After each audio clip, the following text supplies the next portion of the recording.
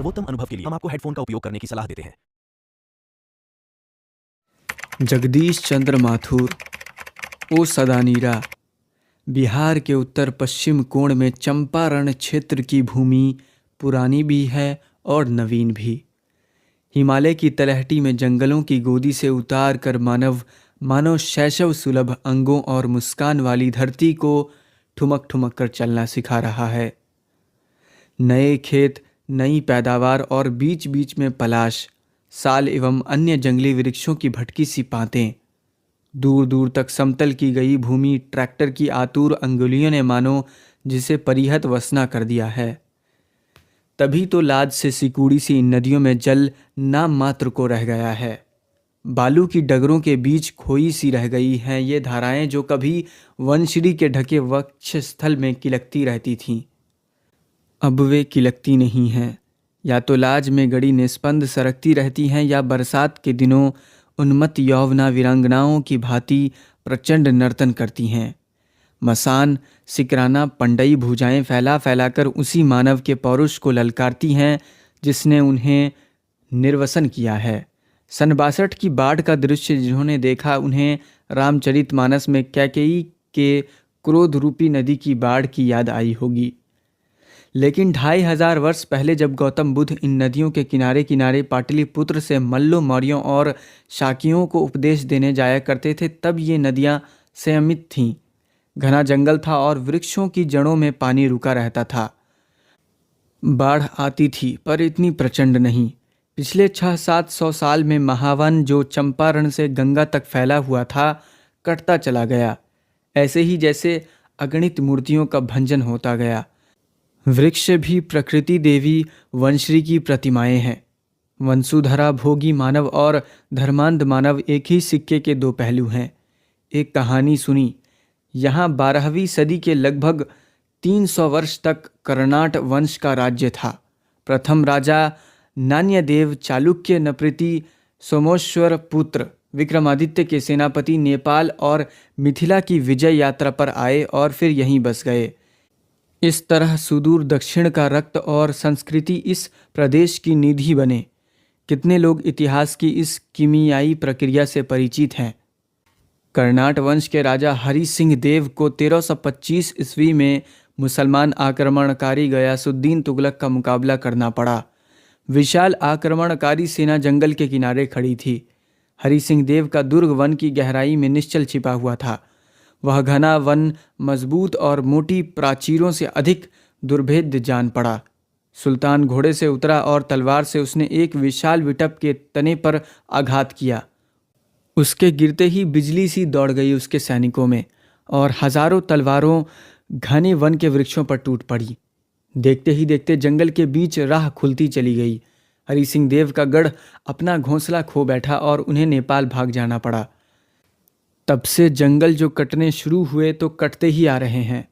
नीचे धरती उपजाऊ मिलती है, राशि राशि शस्यों की खान, जहां बीज डालने भर की दरकार है। घने जंगलों की स्मृति में मानो पैदावार ललक उठती है। यूं चाहे 700 वर्ष पूर्व आक्रमणकारी की तलवार ने जंगी की द्वार खोले थे, अब तो हल और ट्रैक्टर ही धरती के खजाने को अनावृत कर रहे हैं। इस धरती के निवासी भी प्राचीन और नवीन के मिश्रण हैं। जान पड़ता है आदिकाल से आने जाने वालों का तांता बंधा रहा है। जंगल से छीनी गई धरती को जोतने के लिए पुष्ट हाथ प्राय बाहर से ही आते रहे। पिछले 500-700 वर्षों में थारू और धांगड़ जातियां यहाँ आकर बसी। थारुओं के उद्भव के विषय में अनेक मत हैं। वे लोग अपने को आदिवासी नहीं मानते। थारू शब्द को थार राजस्थान से निकला मानते हैं। धांगड़ों को 18वीं शताब्दी के अंत में लाया गया नील की खेती के सिलसिले में। ये लोग दक्षिण बिहार के छोटा नागपुर पठार से लाए गए और वहाँ की आदिवासी जातियों ओरवा, मुंडा, लोहार इत्यादि के वंशज हैं। धांगड़ शब्द का अर्थ ओराव भाषा में है भाड़े का मजदूर। इनके लोक गीतों में 200 वर्ष पूर्व के उस महाप्रस्थान की कथा बिखरी पड़ी है, जब नील के खेतों पर काम करने के लिए अंग्रेज साहब और रामनगर के तत्कालीन राजा इन्हें यहाँ लाए और उसके बाद बरसों तक इन्हें लगभग गुलामी का जीवन बिताना पड़ा। आपस में धांगड़ मिश्रित ओरांव भाषा में बात करते हैं और दूसरों से भोजपुरी या मधेसी में। दक्षिण बिहार के गया जिले से भुइयां लोग भी इसी भांति नील की खेती के लिए हिमालय की इस तलहटी में लाए गए। ये आदिवासी नहीं हैं, संभवत मुसहर वर्ग के अंग हैं। इन कर्मठ मजदूरों से नील कोठियों के साहब दासों की भांति काम लेते थे, किंतु संपदा में भागी ये कभी न बन पाए। आने वालों का तांता बंधा ही रहा है। आक्रमणकारियों से त्रस्त राजकुल के वंशज, आजीविका के खोजी आदिवासी और हरिजन मजदूर, उर्वरा भूमि से संपदा प्राप्त करने के अभिलाषा पंछाही जमींदार तथा वे गोरे साहब, जिन्होंने ब्रिटिश साम्राज्य के इस अज्ञात से कोने में अपना निजी वैभवशाली साम्राज्य स्थापित कर रखा था, सभी को आश्रय दिया इस भूमि ने। पिछले 10-12 वर्षों में एक नया त्रस्त समुदाय यहाँ आया। पूर्वी बंगाल के शरणार्थी चंपारण में शायद पहला प्रयास किया गया, पूर्वी बंगाल के शरणार्थियों को निश्चित योजना के अनुसार बसाने का। थारुओं और धांगड़ों के बीच यह शस्य श्यामला भूमि उनकी भी धात्री बन गई। बिछुड़ी माता के सुखद संस्पर्श की स्मृति धान के खेतों में इन्हें मिली और हिमालय की पदस्थली पर मानो गंगा सागर ने चरणोदक उंडेला। इतिहास की उंगलियां ऐसी वीणा पर थिरकीं जिसकी हर झंकार एक अलग स्मृति की प्रतिध्वनि है। उस दिन चंपारण के एक सुदूर गांव में इस वीणा की विविधि रागिनी सुनने को मिली। थारुओं की अनुपम गृह कला, धांगड़ों का नर्तन, पूर्वी बंगाल के पुनर्वसित किसानों के करुण कीर्तन। यद्यपि मेरे अनुरोध पर एक देहाती प्रदर्शनी का आयोजन किया गया था, तथापि थारुओं की कला मूलत उनके दैनिक जीवन का अंग है। जिस पात्र में धान रखा जाता है वह सिंक का बनाया जाता है।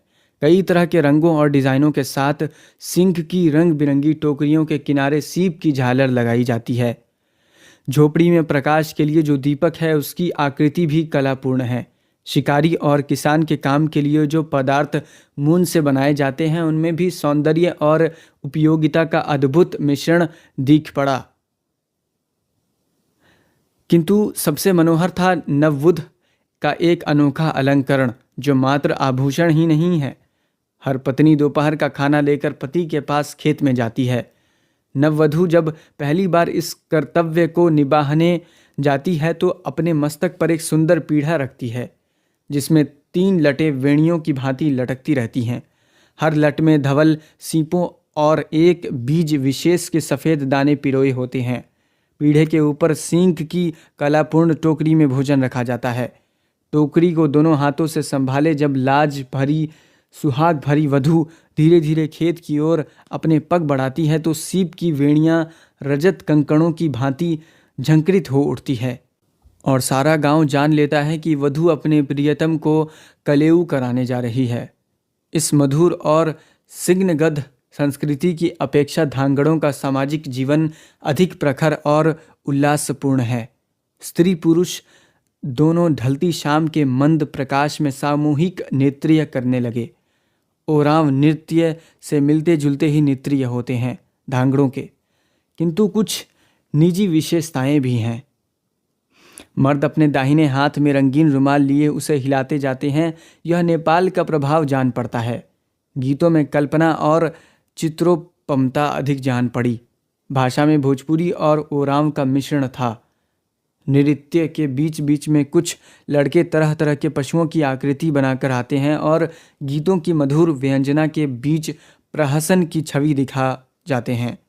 रीछ, शेर, हिरण इन निसर्ग प्रेमी नर्तकों के बीच हिल मिल कुदक रहे हैं। लगा कि सदियों की नागरिक सभ्यता के अनिगिनती पर्द उठाए गए और निर्बंध नर नारियों की आदिम किंतु सुषमा भरी झांकी मिली। और उसके बाद पूर्वी बंगाल के कीर्तन गंभीर विषादपूर्ण वातावरण में अनादि गुंज का स्रोत बह निकला। भागीरथी के नाविकों की याद प्रतिध्वनित होने लगी। चंपारण के खलिहानों और जंगलों में बरसों बाद शायद इन कीर्तनों के ऊर्ध्व ताने छोटी होती जाएं, शायद इनका विषाद स्मृति की रेखाएं मलिन हो जाएं और उल्लास की कड़ियां मुखर हो उठें। उल्लास। रात बीत चली और दिवस का संघर्ष अंधेरे के पर्दे के पीछे सजग हो उठा। धरती देती है किंतु यहाँ का जनजीवन समृद्ध नहीं बन सका। बेतिया राज की जमींदारी में तो अंग्रेज ठेकेदार बन गए और 19वीं सदी में नील की खेती का विस्तार किया। नील से ही उन दिनों रंग बनते थे और इसलिए नील की पाश्चात्य देशों में बहुत मांग थी। लाखों की संपदा उन अंग्रेज ठेकेदारों के हाथ लगी किंतु रैयत का कोई लाभ नहीं हुआ। बेतिया राज से बहुत कम अदायगी पर हजारों एकड़ ज़मीन इन गोरे ठेकेदारों ने ली। ठेठ देहात में उनकी भव्य कोठियाँ खड़ी हो गई। किसानों से ज़बरदस्ती नील की खेती कराई गई। हर 20 कट्ठा ज़मीन में 3 कट्ठा नील की खेती के लिए हर किसान को रखना लाजमी था। 20वीं सदी के प्रारंभ में जब केमिकल रंगों के ईजाद होने पर नील की मांग कम हो गई, तब भी यह ज़बरदस्ती चलती रही और 3 कट्ठिया से छूट पाने के लिए किसानों को मजबूर किया गया कि वे मोटी रकमें गोरे ठेकेदारों को दें। चंपारण और कुछ आसपास के इलाकों में इन नीलहे साहबों का निष्कंटक साम्राज्य था। उन दिनों जिस रास्ते पर साहब की सवारी जाती थी उस पर हिंदुस्तानी अपने जानवर नहीं ले जा सकते थे। यदि किसी रैयत के यहाँ उत्सव या शादी विवाह होते तो साहब के यहाँ नजराना भेजना पड़ता। साहब बीमार पड़ता तो रैयतों से इलाज के लिए वसूली होती। साहब हाथी खरीदता तो रैयत को अपनी गाढ़ी कमाई में से कुछ न कुछ देना होता। अमोलवा कोठी के साहब का नाम था एमन। भीषण आतंक था एमन साहब का। किसी भी रैयत की झोपड़ी में आग लगा देना, किसी को जेल में ठूस देना, यह सब रोज का काम था। तत्कालीन शासन नीलहे गोरोहों के साथ परपुतला था। उन दिनों उत्तर बिहार में दौरा करने वाले अफसरों के लिए देहात में डाक बंगले नहीं बनते थे। वे सभी साहबों की कोठियों में ठहरते थे। दक्षिण बिहार के बागी विचारों का असर चंपारण में देर से पहुंचे, इसीलिए गंगा पर पुल बनाने की स्कीम में तत्कालीन शासन ने कोई दिलचस्पी नहीं दिखाई और यूं बरसों तक चंपारण में गोरों नीलहों का राज ब्रिटिश साम्राज्य की छत्र छाया में पनपता रहा। और आतंक और दैन्य समृद्धि के बेबसी के उस आलम में सन 1917 के अप्रैल मास में एक बिजली सी कौंधी। चंपारण में गांधी जी के चमत्कार की कथा स्वयं राजेंद्र बाबू ने लिखी है। स्वातंत्र्य युद्ध के महानाटक के उस नंदी पाठ में मानो सूत्र रूप से संघर्ष और विजय की सारी गाथा ही समा गई। यहाँ उसका ब्यौरा नहीं लिखूंगा, पर मई सन 62 में मुझे एक अभूतपूर्व सौभाग्य प्राप्त हुआ। मैं तीर्थ यात्रा पर निकला, उन सभी स्थानों की रज लेने जहाँ गांधी जी ने सन 1917 का अभियान किया था। उस तीर्थ यात्रा में मुझे सत्संग मिला, कुछ उन महानुभावों का जो सन 17 में गांधी जी के साथ थे। सोने में सुहागा। मोतिहारी में मिले थे श्री राम दयाल शाह, गांधी जी के रहने सहने का प्रबंध जिनके हाथों हुआ था, एवं श्री हरवंश सहाय जो मुजफ्फरपुर से मोतिहारी गांधी जी के साथ गए थे और उन वकीलों में थे जो उस आंदोलन में उनके सलाहकार रहे। लौटने पर मुजफ्फरपुर में श्री रामनवमी प्रसाद की मुलाकात और देर तक बातें हुईं। रामनवमी बाबू और राजेंद्र बाबू उन दिनों गांधी जी के साथियों में अग्रगण्य थे। जिस तेजस्वी किसान के आग्रह पर गांधी जी ने चंपारण जाना स्वीकार किया, वह राजकुमार शुक्ल सन 17 के पहले से ही श्री राम दयाल शाह, श्री रामनवमी प्रसाद और श्री हरवंश सहाय इत्यादि के संपर्क में आया था। राजकुमार शुक्ल की सन 30 के आसपास मृत्यु हो गई, किंतु मेरा अविस्मरणीय अनुभव रहा सुदूर भीतिरवा गांव में। यह गांव अमोलवा के निकट है, जहां सन 17 में एमन साहब की तूती बोलती थी। जब गांधी जी चंपारण के रैयत को भय और अत्याचार के चंगुल से बचाने का प्रयत्न कर रहे थे, तब उन्होंने ग्रामीण जनता की सामाजिक अवस्था के सुधार का भी श्री गणेश किया था।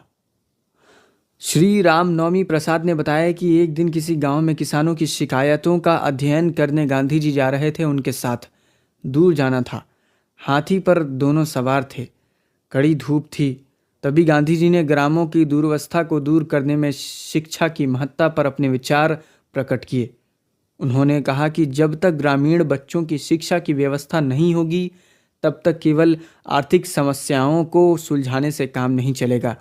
उन्होंने कहा कि वे चंपारण में कुछ ग्रामीण विद्यालयों की स्थापना करना चाहते हैं, थोड़े दिन बाद उन्होंने 3 गांवों में आश्रम विद्यालय स्थापित किए, बड़हरवा, मधुबन और भीतिहरवा। कुछ निष्ठावान कार्यकर्ताओं को तीनों गांवों में तैनात किया। वे कार्यकर्ता आए गुजरात और महाराष्ट्र से। बड़हरवा और विद्यालय विदेश में शिक्षा प्राप्त इंजीनियर श्री भवनजी गोखले और उनकी विदुषी पत्नी अवंतिकाबाई गोखले ने चलाया। साथ में देवदास गांधी भी थे। मधुबन में गांधी जी ने गुजरात से नरहरिदास पारिक और उनकी पत्नी तथा अपनी सेक्रेटरी महादेव देसाई को भेजा। कुछ दिन आचार्य कृपलानी भी वहाँ रहे। भितिहरवा के अध्यक्ष थे वयोवृद्ध डॉक्टर देव और सुमन जी। बाद में वह पुंडलिक जी गए। स्वयं कस्तूरबा भितिहरवा आश्रम में रहीं और इन कर्मठ और विद्वान स्वयंसेवकों की देखभाल करती रहीं। इन विद्यालयों का आदर्श क्या था, इस बारे में गांधी जी ने एक पत्र लिखा चंपारण के तत्कालीन अंग्रेज कलेक्टर को, जिससे शिक्षा संबंधी उनके आदर्शों पर प्रकाश पड़ता है। मैंने इन स्कूलों में किसी तरह का नपा तुला पाठ्यक्रम चालू नहीं किया है, क्योंकि मैं तो पुरानी लीग से हटकर चल रहा हूँ। वर्तमान शिक्षा पद्धति को तो मैं खौफनाक और हेय मानता हूँ। छोटे बच्चों के चरित्र और बुद्धि का विकास करने के बजाय यह पद्धति उन्हें बौना बनाती है। अपने प्रयोग में वर्तमान पद्धति के गुणों को ग्रहण करते हुए मैं उसके दोषों से बचने की चेष्टा करूँगा। मुख्य उद्देश्य यह होगा कि बच्चे ऐसे पुरुष और महिलाओं के संपर्क में आए जो सुसंस्कृत हों और चरित्र जिनका निष्कुलश हो। मैं तो इसे ही शिक्षा मानता हूँ। अक्षर ज्ञान तो इस उद्देश्य की प्राप्ति का एक साधन मात्र है। जीविका के लिए जो बच्चे नए साधन सीखना चाहते हैं, इनके लिए औद्योगिक शिक्षा की व्यवस्था की जाएगी। इरादा यह नहीं है कि शिक्षा पा लेने के बाद ये बच्चे अपने वंशगत व्यवसायों को छोड़ दें। जो ज्ञान वे स्कूल में प्राप्त करेंगे उसका उपयोग खेती और ग्रामीण जीवन को परिष्कृत करने में होगा। कुछ ही समय के लिए ही सही, गांधी जी के इन आदर्शों को भितिहरवा में भी कार्यान्वित करने की चेष्टा की गई। उसी भितिहरवा में मैं पहुंचता हूं और मेरा भाग्य देखिए कि उसी दिन वहां मौजूद थे श्री पुंडलिक जी। सन 17 में इन्हीं पुंडलिक जी को गांधी जी ने बेलगांव से बुलाया, भितिहरवा आश्रम में रहकर बच्चों को पढ़ाने के लिए और ग्रामवासियों के दिल से भय दूर करने के लिए। वे लगभग 1 साल रहे और फिर अंग्रेज सरकार ने उन्हें जिले से निर्वासित कर दिया। लेकिन इतना समय बीत जाने पर भी हर 2-3 साल में अपने पुराने स्थान को देखने पुंडलिक जी आ जाते हैं। उनके शिष्य भी मौजूद हैं, वृद्ध हो चले हैं, किंतु पुंडलिक जी का तेजस्वी व्यक्तित्व, बलिष्ठ शरीर, दबंग आवाज़ साक्षी हैं उस अग्नि शिक्षा के जिसने गांधी जी के शीतल बंधन में बंध जाना मंजूर किया। पुंडलिक जी ने वह कमरा दिखाया जहां बैठकर गांधी जी काम करते थे और वह मेज़ जिस पर शायद उन्होंने चिट्ठियां लिखी। एक मठ के निकट यह आश्रम है। गांव में गांधी जी और आश्रय देने के लिए किसी की हिम्मत नहीं पड़ी। मठ के महंत ने एक महुए के पेड़ के नीचे जगह दी। गांधी जी ने खटिया बिछाई और बाद में एक झोपड़ी बनाई जिसमें डॉक्टर देव आकर रहे और आश्रम को चलाते रहे। उस झोपड़ी को एमन साहब के कर्मचारियों ने जला भी दिया।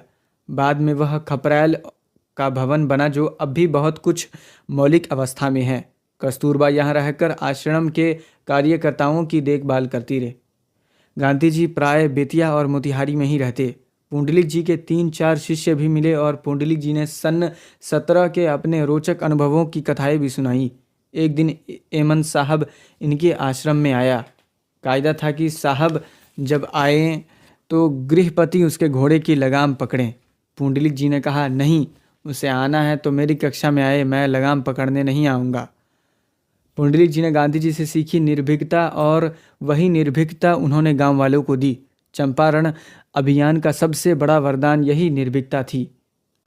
आज जब हम स्वतंत्रता के वातावरण में स्वच्छंदता का भी नर्तन देखते हैं तो शायद हम उस निरंकुशता का आतंक का अंदाज भी नहीं लगा सकते जिसकी छाया में हमारे अगणित देशवासी इन ग्रामीण अंचलों में कालियापन करते थे।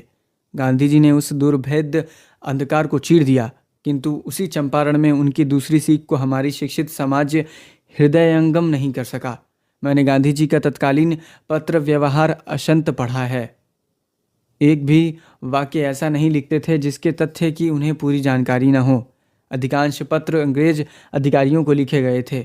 उनके पास तरह तरह की खबरें आती, अतिरंजनापूर्ण।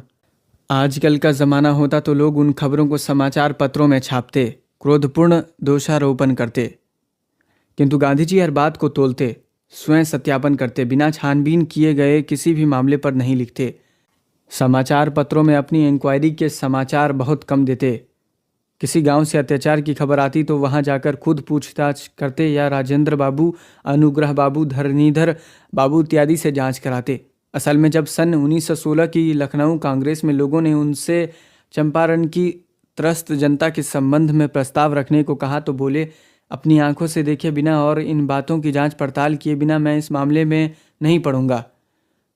नीलहे साहब के बंगलों में जाकर उनकी बातों को भी सुनते। यही वह सत्य था जिसका आचरण उनके जीवन का संबल था। आज तो बिना जांच पड़ताल के दोषारोपण करना ही सामान्य व्यवहार है। आज तो छोटी सी बात को बढ़ाकर समाचार पत्रों एवं गुमनाम चिट्ठियों में लिख भेजना मामूली बात है।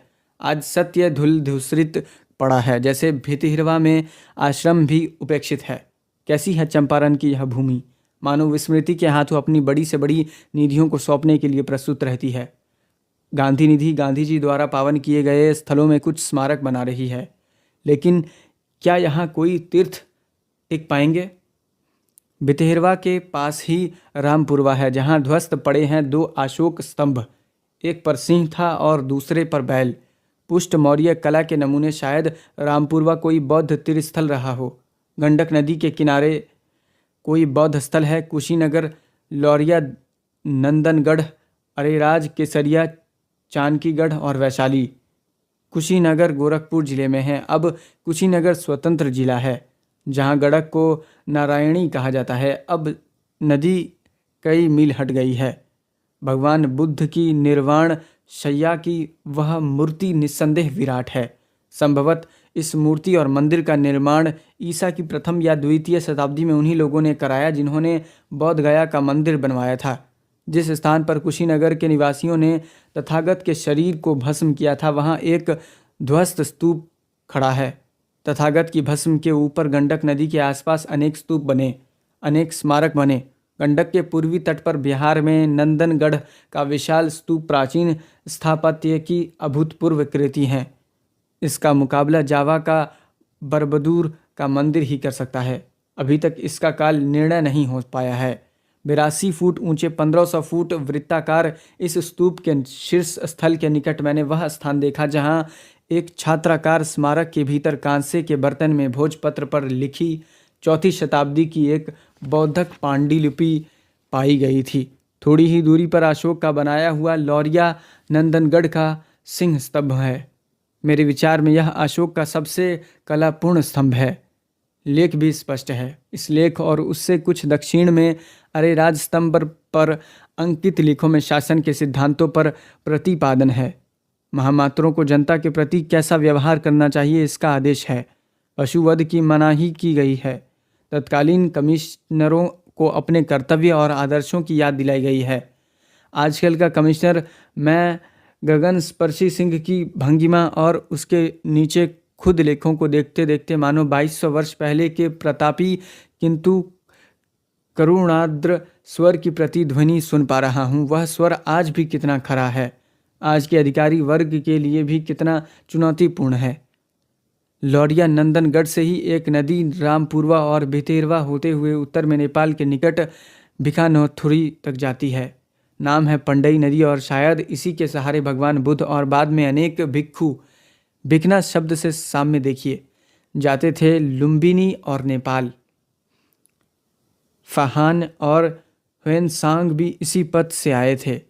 लौरिया नंदनगढ़ निश्चय ही एक विशाल पावन स्थल रहा होगा। अनेक टीले खुदाई की प्रतीक्षा में सदियों का रहस्य अपने हृदय में छुपाए पड़े हैं। लौरिया के दक्षिण में अरेराज, अरेराज के दक्षिण में केसरिया और फिर वैशाली। यही तो वह पथ था जिससे भगवान बुद्ध अपनी अंतिम यात्रा पर गए थे। अपनी परम प्रिय नगरी गणतंत्री लिच्छवियों को राजधानी वैशाली में अंतिम दर्शन के लिए भगवान ने अपने समस्त शरीर को गजराज की तरह घुमाया और बोले, आनंद, तथागत का यह अंतिम दर्शन है। लिच्छवी रास्ता रोककर खड़े हो गए। बीच में नदी आ गई। तथागत ने अपना भिक्षा पात्र उन्हें दे दिया। इसी वैशाली में अम्बपाली ने तथागत को अपना आम्रकानन समर्पित किया था और इसी वैशाली में जैन धर्म के तेजस्वी तीर्थंकर भगवान महावीर का जन्म हुआ था। आज जैन समाज अपनी इस पुण्य धरोहर को भूल गया है। ऐसे ही जैसे पौराणिक धर्मावलंबी हिमालय की तलहटी में भौंसल लोटन की महत्ता को भूल से गए हैं। जहाँ हिमालय की छोटी पहाड़ियों के बीच गंडक चट्टानी दीवारों के बीच गुजरती है, वहाँ मैंने देखा घड़ियालों का निवास स्थल। किंवदंती है कि गजग्राह की लड़ाई वहीं शुरू हुई। पंचनद नदी गंडक से वहीं मिलती है। पंचनद के कुछ ऊपर तमसा नदी मिलती है। वहीं शायद वाल्मीकि आश्रम है। अनेक ध्वस्त मूर्तियां बिखरी पड़ी हैं। इस गंडक के सहारे सहारे चलिए तो 173 मील की दूरी पर पटना के सामने सोनपुर के निकट गंडक गंगा के संगर पर हरिहर क्षेत्र मिलेगा, जहां कहते हैं गजग्राह युद्ध समाप्त हुआ और गज का संकट मोचन हुआ। वर्तमान और अतीत के अंतहीन कड़ी है गंडक नदी। न जाने कितने महात्माओं और संतों ने इसके किनारे तप और तेज पाया, किंतु गंडक कभी गंभीर न बन सकी और इसलिए इनके किनारे तीर्थस्थल भी स्थायी न रह सके। हिमालय के चरणों में त्रिवेणी भैंसा लोटन से लेकर सोनपुर के हरिहर क्षेत्र तक गंडक के किनारों पर ऐसे तीर्थों की मानो समाधियां बिखरी पड़ी हैं जो शायद अवसर मिलने पर अयोध्या, हरिद्वार, मथुरा, काशी बन जाते। पर गंडक तो उच्छृंखल कन्या ही रही। ज्येष्ठा सहोदरा गंगा का गांभीर्य इसे सुहाया ही नहीं। तब अतीत की कौन स्मृतियां गंडक ने छोड़ी हैं। भवन नहीं, मंदिर नहीं, घाट नहीं, हवाई जहाज से गंडक घाटी के दोनों ओर नाना आकृति के ताल दिख पड़ते हैं। कहीं उथले, कहीं गहरे, किंतु प्राय सभी शस्य श्यामला धरती रूपी गगन के विशाल अंतस्य में ठिठकी हुई बदहालियों की भांति टेढ़े मेढ़े परंतु शुभ्र एवं निर्मल। इन तालों को कहते हैं चौर और मन। चौर उथले ताल हैं जिसमें पानी जाड़ों और गर्मियों में कम हो जाता है और खेती भी होती है। मन विशाल और गहरे ताल हैं। मन शब्द मानस और अपभ्रंश हैं। गंडक के उच्छृंखल नर्तन के समय बिखरे हुए आभूषण हैं। मानो ये मन और चौर। बाढ़ आई, तटों का उल्लंघन कर नदी ने दूसरा पथ पकड़ा। पुराने पथ पर रह गए ये चौर और मन, जिनकी गहराई तल को स्पर्श कर धरती के हृदय से स्रोत को फोड़ लाई, वही मानस बन गए। ऐसा ही एक ताल है सरयामन। बेतिया नगर से 4 मील दूरी कच्ची और उबड़ खाबड़ सड़क से हम लोग पहुँचे एक मनोरम जंगल के किनारे। त्रयोदशी का चंदा अपना साम्राज्य फैलाए हुआ था। बेतिया राज ने इस जंगल को सुरक्षित रखा और अब यह 130 एकड़ रकबे का अभय क्षेत्र है। जंगल विभाग की ओर से सागौन, यूकलिप्टस, आम इत्यादि के वन लगाए जा रहे हैं। एक नर्सरी भी है, किंतु प्राचीन जंगल को भी सुरक्षित रखे जाने की कोशिश की जा रही है। 1 मील वनपथ पर चलने के बाद हम मन के किनारे पहुँचे। विशाल ताल, बीच में द्वीप और 3 और जलराशि नौका विहार के को निकले। नन्ही लहरियों पर चांदनी के प्रतिबिंब खादोथ बार बार झलक दिखाकर अंतर्धान हो जाते। नौका आगे बढ़ी। सामने राजतरीश निस्सिम, बाईं तरफ द्वीप और कमलपत्र और दाएं घने वृक्ष जिनकी छाया मानो नौका को गरसने को आतुर थी।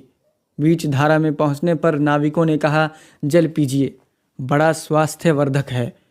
बात यह है कि शताब्दियों से यहाँ किनारे पर लगे जामुन के वृक्ष समूहों